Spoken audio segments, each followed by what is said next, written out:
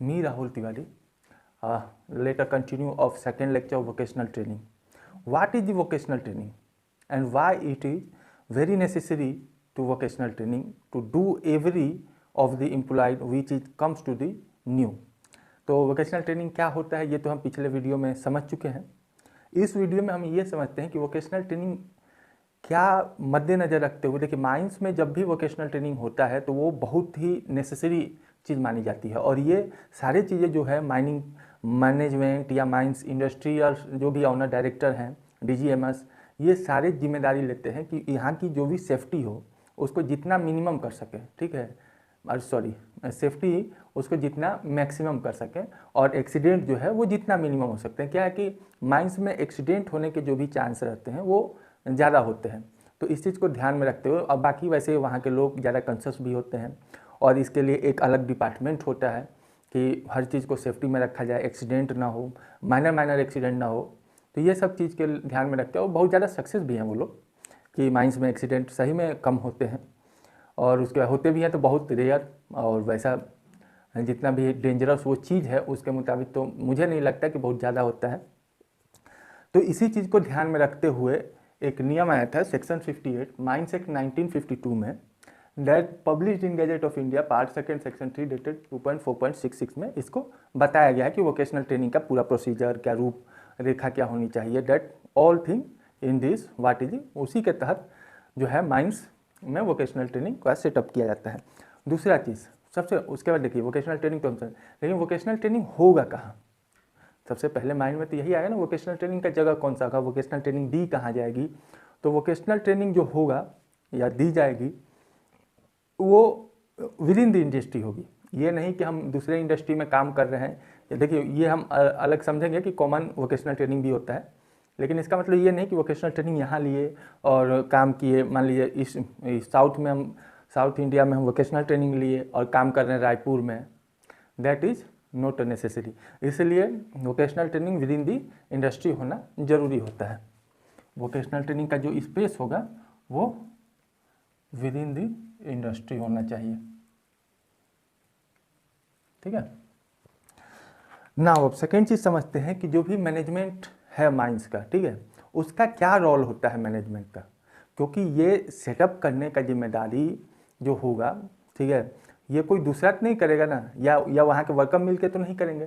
तो ये इसका क्या चीज़ होता है, मैनेजमेंट ऑफ माइंस का क्या रोल रहेगा इसमें, इसके बारे में हम समझते हैं। तो एक्चुअली जो होता है मैनेजमेंट ऑफ माइंस का जो होता है कि इसका जितना इंटायर कॉस्ट है वो कौन बियर करेगा, ठीक है, इसका जितना इंटायर कॉस्ट होगा इन रनिंग, ठीक है, रनिंग क्या बोलो, पूरा इंटायर कॉस्ट मतलब शुरू से अंत तक, तो क्या होगा कि ये मैनेजमेंट ऑफ माइंस देखेगा। देखिए इंटायर कॉस्ट मतलब इसमें जितने भी चीज़ लगेंगे, चाहे वो ट्रेनिंग देने वाला ही क्यों ना हो, उसका भी आपको कहीं ना कहीं अपने कॉस्ट में बियर करना पड़ेगा।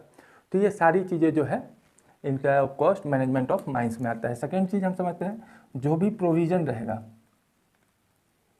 प्रोविज़न ऑफ सेटअप, ये वोकेशनल ट्रेनिंग जो कराना है तो उसको सेटअप तो करना होगा ना, तो ये भी सारी चीज़ें की जिम्मेदारी जो होती है वो आपको मैनेजमेंट ऑफ माइंस ही लेगा।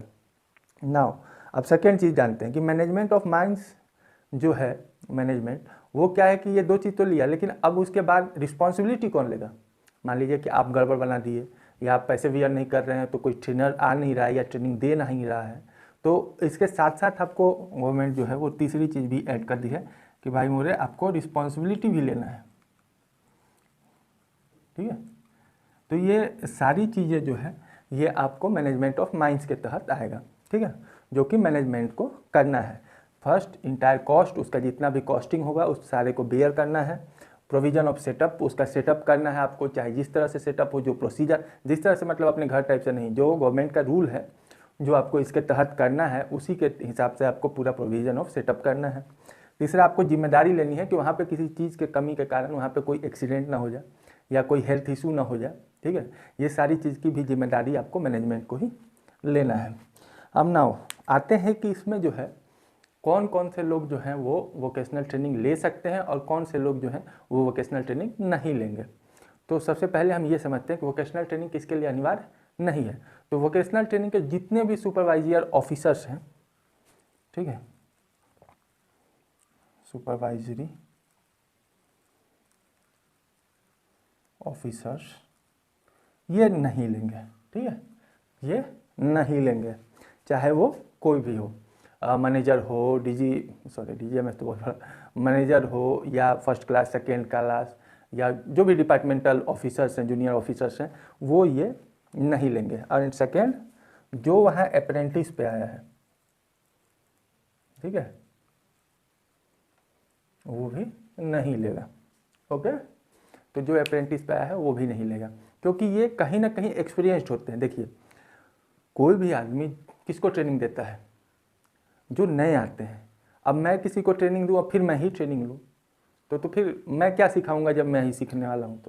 तो ये चीज़ होती है और कोई बड़ी चीज़ नहीं, क्योंकि ये तो एक्चुअली एक्सपीरियंस्ड होते ही होते हैं, इनको तो ही ये 3 चीज़ की जिम्मेदारी मिलती है, तो ये पूरे तरह से एक्सपीरियंस होते हैं। और ये अप्रेंटिस वाले को क्या है कि टाइम ड्यूरेशन के लिए इसमें इन्वॉल्व नहीं किया गया है, वो अलग इशू है, इसको हम लोग बस केवल बाय नॉलेज यू ध्यान रखना है कि अप्रेंटिस वाले को वोकेशनल ट्रेनिंग नहीं दी जाती इन माइंस में। ये चीज़ हो गया। तो वोकेशनल ट्रेनिंग दी किसको जाती है? तो वोकेशनल ट्रेनिंग न्यू इंट्रेंट्स को दी जाती है। अब न्यू इंट्रेंट्स का क्या रूल है ये हम अगले वीडियो में देखेंगे। फिलहाल न्यू इंट्रेंट्स को वोकेशनल ट्रेनिंग दी जाती है, और ये जितने भी ट्रेनिंग होते हैं ये सही में एक सेफ्टी को नज़र में रखते हुए किए जाते हैं।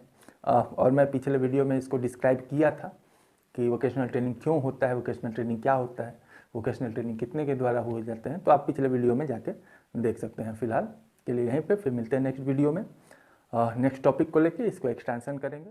ओके।